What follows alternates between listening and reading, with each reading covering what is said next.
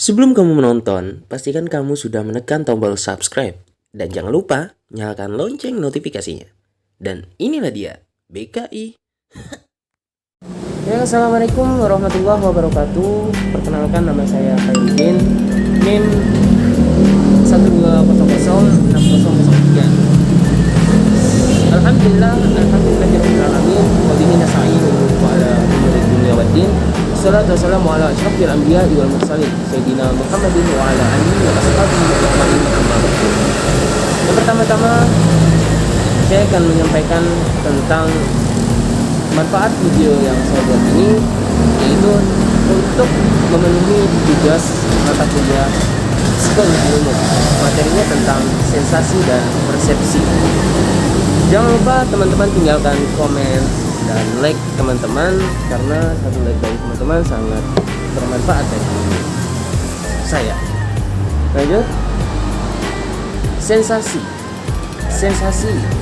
fenomena yang terjadi akibat proses sensorik yang berkaitan dengan alat-alat indera. Pertama, mata, telinga, hidung, lidah, dan kulit. Proses sensorik, yaitu proses sensorik ini mekanisme kerja alat indera, merupakan tahap paling awal manusia dalam menerima informasi lingkungan. Lalu definisi sensasi ya. Yang pertama itu Plotnik, sejumlah informasi yang relatif kurang bermakna yang terjadi ketika otak memproses sinyal-sinyal elektronik sinyal-sinyal elektrik yang berasal dari panca indera. Yang kedua ini Dennis Kahn, yaitu apabila alat-alat indera mengubah informasi menjadi impuls syaraf dengan bahasa yang dipahami oleh otak, maka terjadilah sensasi. Lalu definisi sensasi, yaitu sensasi ini pengamalan elementer yang segera, yang tidak memerlukan pengaruh verbal, simbolis atau konseptual, dan terutama sekali berhubungan dengan alat indera. Sensasi ini juga merupakan kesadaran pertama kita pada stimulasi eksternal. Itu. Lanjut. Prinsip yang menyatakan bahwa modalitas sensoris yang berbeda ini, penglihatan atau pendengaran, muncul karena sinyal yang diterima oleh alat panca indera merangsang jalannya saraf yang berbeda, yang merangsang pada area-area yang berbeda di otak. Sinyal dari mata atau biasa disebut dengan impuls syaraf berjalan panjang saraf optik menuju korteks visual. Sinyal dari telinga yaitu impuls syaraf berjalan sepanjang saraf auditoris menuju korteks auditoris. Sinestesia yaitu kondisi di mana rangsangan pada suatu indera menimbulkan sensasi pada indera yang lain. Contohnya kayak warna ungu tercium seperti bunga mawar, suara nada klarinet terasa seperti buah ceri ya nampaknya. Adaptasi sensorik yaitu menurut respon atau kepekaan dari alat panca indera ketika panca indera terpapar oleh stimulasi yang berulang-ulang atau terus-menerus.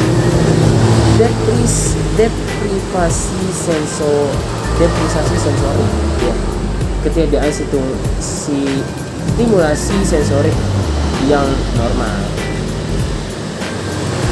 Selective attention, yaitu kemampuan kita untuk memuaskan perhatian pada beberapa situasi saja dan mengabaikan stimulus yang lain. Inattentional blindness apa sih? Itu dia. Kegagalan untuk mempersepsikan suatu yang sedang dilihat karena memperhatikan objek tersebut. Proses sensasi ini menjadi persepsi atau pengalaman lingkungan, emosi, ingatan-ingatan personal yang akan menambahkan persepsi kita. Oleh karena itu, persepsi ini bisa tidak mencerminkan stimulus asli.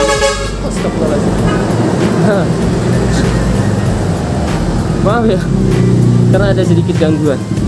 Karena kondisi saat ini tidak memungkinkan sebenarnya saya membuat video. Dan semoga teman-teman terhibur. Lanjut, sensations, yaitu sejumlah informasi yang relatif kurang bermakna yang menjadi ketika otak memproses sinyal elektrik yang berasal dari baterai. Prosesnya itu penginderaan, proses penerimaan rangsangan, terus pengalaman sensoris yang bermakna yang dihasilkan oleh otak menghubungkan ratusan sensasi. Sekumpulan tindakan mental yang mengatur impuls sensasi menjadi suatu pola bermakna. Hasil interpretasi terhadap rangsangan-rangsangan yang terjadi, proses diterima rangsangan sampai rangsangan itu disadari dan dimengerti. Kita lanjut, ini proses merubah sensasi menjadi persepsi. Salah satunya dipengaruhi oleh keadaan diri kita. Apakah diri kita ini dalam keadaan sadar, khawatir, emosional, mengantuk, ya bisa jadi gitu, termotivasi atau dipengaruhi oleh obat-obatan ilegal, contohnya kayak seperti narkoba dan lain sebagainya. Lalu penglihatan, rangsangan penglihatan. Pertama itu cahaya, yang terutama kalau di mata kita sendiri. Sel batang dan sel kerupuk saraf reseptor rangsang pada retina. Sel kerupuk membutuhkan lebih banyak cahaya untuk bekerja saat peka terhadap panjang gelombang yang beragam. Sel batang atau biasa disebut dengan ROD, lebih peka terhadap cahaya, memungkinkan kita dapat melihat suasana di lingkungan sekitar kita. Gitu. Lanjut. Oke. Mungkin hanya itu yang dapat saya sampaikan. Kurang lebihnya saya mohon maaf, dan apabila ada kesalahan atau kata-kata saya yang kurang berkenan, mohonlah untuk dibutuhkan dulu. Sekian, terima kasih. Saya akhiri. Wabillahi taufiq wal hidayah. Assalamualaikum warahmatullahi wabarakatuh.